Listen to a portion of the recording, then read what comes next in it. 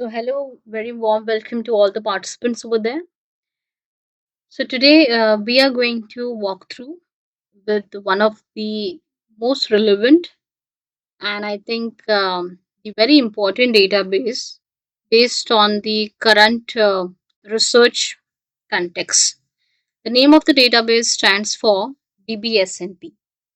So, dbSNP is nothing but database of single nucleotide polymorphism.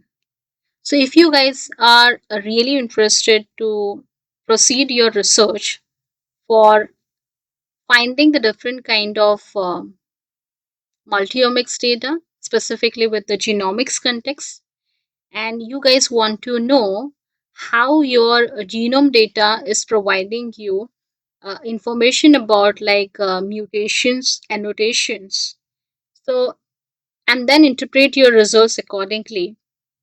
We do have one database in Bioinformatics platform which is get collaborated with the NCBI, that is National Center for Biotechnology Information.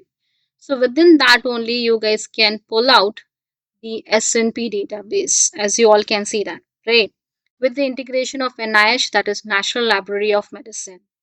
So if you just take a look, guys, so dbSNP contains the human single nucleotide variations. So as I mentioned that if you are interested and if you are working in your research to identify the specific mutations or the variants or annotations, so this is a right database to find those kind of relevant information. So apart from this, it will even provide you microsatellites and small scale insertion and deletions kind of mutations, right? And along with that, you will get to know the publications for the reference so that you will get some validatory references to carry out your research stuff. And it will even carry out the population frequency. It's nothing but if any data sets or the projects or the cohort data sets has been used, so how you will interpret your results. And then they have even given you an information what are the molecular consequences of those mutations, right? So do this mutation are the significant, okay, it is a recurrent kind of mutations, that stuff you are able to pull out. And majorly we are able to understand this kind of variant analysis or the nucleotide kind of variations based on the genomics and the reference sequences which is done for the mapping. I hope all of you are clear, right? So just a clear overview that dbSNP is used for the single nucleotide polymorphism kind of mutations, and it will even help you to get to know those mutations get frequency based on the cohort population study, and this kind of molecular consequences is get mapped using the reference genome data so that the common variants and the clinical mutations can be get identified. So I think this is a very good database for all of you guys over there who are really looking to carry out your research with the omics approaches, right? And they have even provided an overview like how you can get start with overview of dbSNP, which I've explained right now to you guys, and how you can submit your data and then come up with a web search. So today exactly what we are going to do, we are going to see the exactly how we can proceed for the providing the search. As you all can see that the search options is get provided where we can search based on the dbSNP ID or as the gene symbol, and followed with that we will get to know the IGV, that is Integrated Genome Viewer.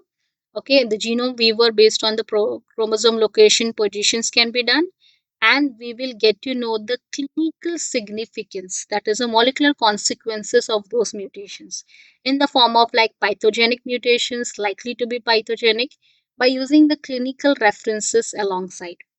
Followed with that, you will even get to know the global or the study minor allele frequency, because that is important to validate your findings accordingly.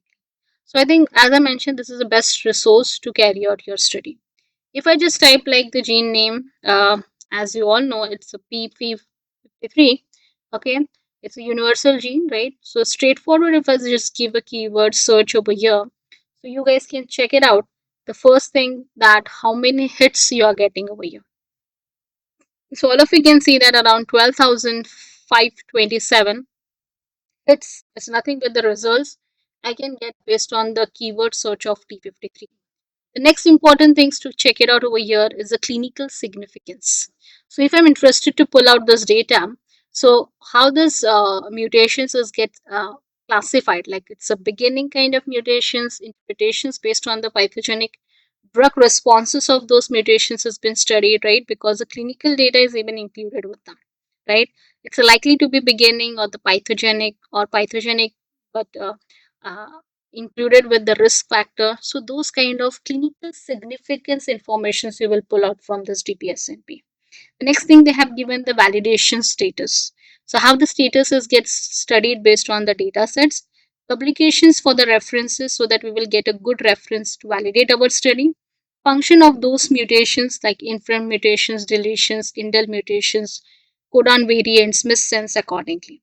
The next thing which you will get is a type of variations which contain the classes like indel accordingly, and do the mutations are the somatic or the genetic, right? Even those informations you can pull out with the straightforward search.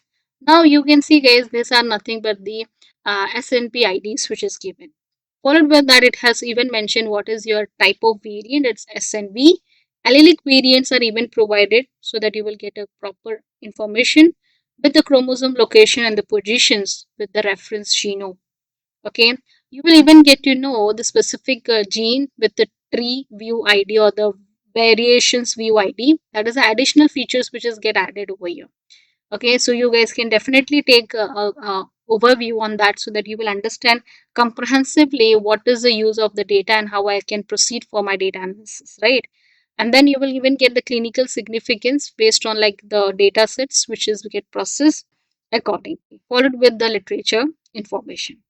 So what you guys have to do, you can proceed by launching this ID, and once you just launch, right, so it will lead towards the next page, which provide you a comprehensive information about the dbSNP, right? It will give you an overview with the ID report. So basically, it's a report of the SNP, data sets, organism, chromosome locations, allelic variations, consequences of mutations, publications are given to study your data. The first tab which provide you a frequency. So according to the frequency, you guys can check it out that the population study group sample size, how the study has take care. So that is all been shared with this first tabular representations which talks about here the allelic frequency. The next step is given is that how you can get to know the study based on the project, that is 1000 genome project, right? Any other frequency projects accordingly. So these are all the projects where the data is get assigned based on the population based study. So you will get to know the group, the sample size, and the allelic variations. So again, it's a good reference to get to know the data, and followed with that, you can see there is a genome viewer which get provided where your specific ID can be used to study the analysis and interpretations based on the genome viewer. So basically, it's called as integrated genome viewer. As we all can see that these are not all the bands are recognizing the specific type of variants accordingly, where you can even download the data and then you will have a different tools where you can mark the specific analysis. You can even use a tracker where the study and the analysis you can interpret for your results. So you can see, guys, here is exactly that ID which has been used, and then followed with that you will even get to know the variant ID, its type, length, allelic frequency, clinical variations informations for the same. So again, it's a better way to interpret with a comprehensive chromosome viewer analysis with the first feature of the frequency which is get provided. The next step, you will find the variant details like which chromosome locations and the position is being used, followed with the uh, overall information about like the protein change, right? Again, that is fantastic overview which we are getting, like if there is a mutation, so what is a protein change, like proline to leucine, okay, proline to arginine, so likewise, and what is the type of variants. So fantastic, we are getting those informations with a single set of data, right? And the same variant viewer will be there for the genomic analysis. The most important tab or the feature which is get provided is a clinical significance. So if I'm studying this kind of data, so how much analysis I can carry out with the clinical significance. So as we will get the clinical data, let's talk about like the variants which we are interested to analyze. how much it is relevant with respect to the clinical risk factors, right? And for that, you guys will even get some clinical variations accession number so that you can explore specifically with the clinical data. And then you will even get to know the clinical significance so that you can study accordingly ahead. Followed with that, it's provided the more information about like a human genome variant screening with respect to the targets, okay, and according to the each nucleotides with the screening process. So it's very going in depth with the protein change with the nucleotides because it's talk about the SNPs, right? And then it's even given you information about like the submitter, okay, the frequency and all the stuff is properly shared with the data sets. Followed with that, we will have the history about the submission IDs, right? And so corely, if we just look, right, as per the research screening, so we have the publications in our hand, we have the data sets, and we have the overall information about the variants, dbSNP variants, which talks about the different annotations, molecular annotations, and even the clinical factors responsible for that stuff. And the one of the most important thing we are still able to fetch is the citations, literature behind working with this kind of variant study, followed with the project, reference genome, type of variants, and even the clinical responsible factors with the type of annotations for the same. So we can even visualize the PubMed with the reference research paper so that you guys can even get a clear overview that how these resources can be utilized for the research and then can we move one step ahead for the publication quality work. So that is all about this database. I hope that you got it an overview. More deeper insight you guys can walk through with respect to the reference by providing your examples of interest and take a look like how you can explore your data and come up with more prescribed findings where you guys can proceed for the analysis. So just really all the best to all of you guys. I hope that you get an overview. Try to implement with some of your examples so that you will get some more clarity and understand how this database can be utilized for the research based finding. So all the best to you once again and thank you.